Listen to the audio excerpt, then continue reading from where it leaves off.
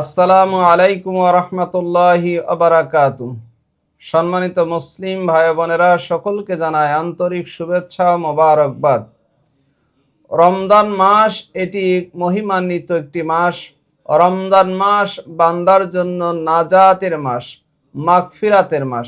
আল্লাহ পাক রব্বুল আলামিনের দরবারে দোয়া করি, কামনা করি যেন আল্লাহ তাআলা আমাদের সকলের জন্য এই মাস যেন হয় আমাদের নাজাত মাগফিরাতের মাস। আল্লাহুম্মা আমিন। এই মাস মুমিন বান্দাদের জন্য, রোজাদারদের জন্য বিরাট একটি সুখবর নিয়ে এসেছে। তা হলো রাসূলুল্লাহ সাল্লাল্লাহু আলাইহি সাল্লাম বলেন, আসসিয়ামু জুন্নাতুন মা লাম ইয়াখরিখা, রোজা হচ্ছে জাহান্নাম থেকে বাঁচার ঢাল স্বরূপ। যে যতক্ষণ না তারা এই ঢালকে নষ্ট করে ফেলে, ছিন্ন ভিন্ন করে ফেলে। মানুষ যেমন শত্রু পক্ষ থেকে বাঁচার জন্য যেমন যুদ্ধের ময়দানে ঢাল ব্যবহার করে, ঢালের মাধ্যমে শত্রু পক্ষের আঘাতকে প্রতিহত করে, ঠিক তদ্রূপভাবে যখন কোনো মুমিন বান্দা তার রোজার হক আদায় করে রোজা রাখবে, তখন তার এই রোজা জাহান্নাম থেকে বাঁচার জন্য ঢাল হয়ে যাবে। সুবহানাল্লাহ। সাহাবা ইকরাম আরজ করলেন, ইয়া রাসূলুল্লাহ সাল্লাল্লাহু আলাইহি ওয়াসাল্লাম, রোজা কিসের দ্বারা আবার ছিন্ন ভিন্ন হয়ে যায়, ফেটে যায়? রাসূলুল্লাহ সাল্লাল্লাহু আলাইহি ওয়াসাল্লাম বললেন, মিথ্যা কথা বলার দ্বারা, গীবত দ্বারা।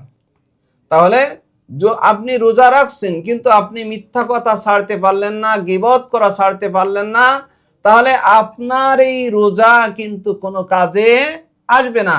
এই রোজা আপনার জাহান্নাম থেকে মুক্তির কারণ হতে পারবে না। তাহলে জাহান্নাম থেকে মুক্তির কারণ হতে হলে আপনার এই রোজা হতে হবে শক্তিশালী রোজা, যেন এই রোজার মধ্যে যেন কোনো প্রকার গীবত না থাকে, শিকায়াত না থাকে, পরনিন্দা না থাকে, মিথ্যা না থাকে। আর রোজার উদ্দেশ্য তো শুধুমাত্র আপনি মুখকে, জবানকে খানা পিনা থেকে বিরত রাখবেন, এটা শুধু নয়। এটা তো আপনাকে প্রশিক্ষণ দিচ্ছে যে যেমন বান্দা তুমি খানা পিনা থেকে যেমন জবানকে দূরে রাখো, মুখকে দূরে রাখো, খানা পিনা থেকে যেমন জবানকে হেফাজতে রাখো, ঠিক তদ্রূপভাবে এই জবানকে তুমি কি করবে? জবানকে মিথ্যা বলা থেকে, গীবত শিকায়ত থেকে, পরনিন্দা করা থেকে তোমার জবানকে হেফাজত রাখবে। কানকে তুমি হেফাজত রাখবে, গান বাদ্য বাজনা শোনা থেকে কানকে হেফাজত রাখবে। চোখকে তুমি হেফাজত রাখবে, অশালীন কোনো দৃশ্য ভিডিও দেখা থেকে চোখকে হেফাজত করবে। যদি তুমি এরকম রোজা রাখতে পারো, তাহলেই তোমার এই রোজা হবে জাহান্নাম থেকে মুক্তির কারণ।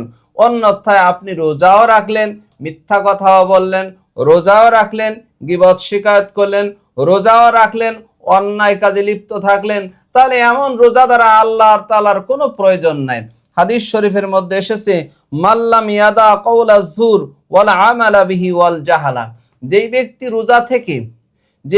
রোজা থেকে আপনার মিথ্যা কথা ছাড়তে পারে না, রোজা থেকে অন্যায় কাজ ছাড়তে পারে না, রোজা থেকে আপনার জাহালিয়াতকে পরিত্যাগ করতে পারে না, রাসূলুল্লাহ সাল্লাল্লাহু আলাইহি ওয়াসাল্লাম বলেন যে, আল্লাহ বলেন যে আপনার ফালাইসা লিল্লাহি হাজাতুন আইয়াদা তুআমাহু ওয়া শারাবাহু, যে আল্লাহ তাআলার কোনো প্রয়োজন নাই যে ওই বান্দা শুধুমাত্র খানাপিনা থেকে শুধু নিজেকে বিরত রাখবে, খানাপিনা খাবে না রোজা রেখে, এটা এরকম কোনো প্রয়োজন নাই আল্লাহ তাআলার। সুতরাং রোজা যদি আপনার প্রকৃতভাবে হতে হয়, তাহলে সেক্ষেত্রে আপনাকে কি করতে হবে?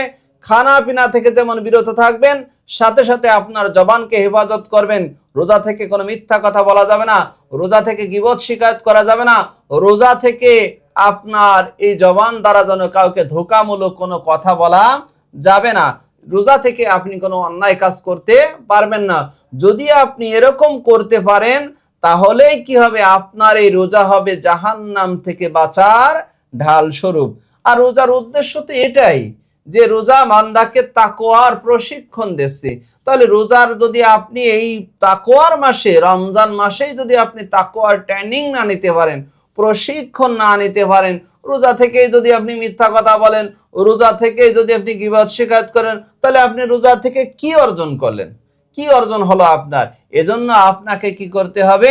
আপনাকে রোজা থেকে আপনার মিথ্যা বলা ছাড়তে হবে, রোজা থেকে গীবত শিকায়ত ছাড়তে হবে, রোজা থাকা অবস্থায় কোনো প্রকার অন্যায় কাজ করা যাবে না, রোজা থেকে আপনার খাদ্যে ভেজাল দেওয়া যাবে না, রোজা থেকে আপনার কি করা যাবে না, ওজনে কম দেওয়া যাবে না। যত প্রকার অন্যায় কাজ আছে সর্বপ্রকার অন্যায় কাজ ছেড়ে প্রশিক্ষণ নিতে হবে তাকওয়ার, আল্লাহর ভয়ে সব অন্যায় ছেড়ে দিব। তাহলে আপনার কি হবে? তাকওয়া সৃষ্টি হবে, বান্দা মুত্তাকিন হবে। আর এই রোজা দ্বারাই কি হবে? বান্দা জাহান্নাম থেকে মুক্তি পাবে। তাই রাসূল সাল্লাল্লাহু আলাইহি সাল্লাম বললেন, রোজা তোমাদের জন্য জাহান্নাম থেকে বাঁচার ঢাল, ঢাল যতক্ষণ না তোমরা ওই ঢালকে ছিন্ন ভিন্ন না করো। তাই আসেন ভাইরা, আমরা রোজার হক আদায় করে রোজা রাখি, তাহলে এই রোজা হবে আমাদের জন্য জাহান্নাম থেকে বাঁচার ঢাল। আল্লাহ তাআলা আমাদের সকলকে রোজার হক আদায় করে রোজা রাখার তৌফিক দান করুন।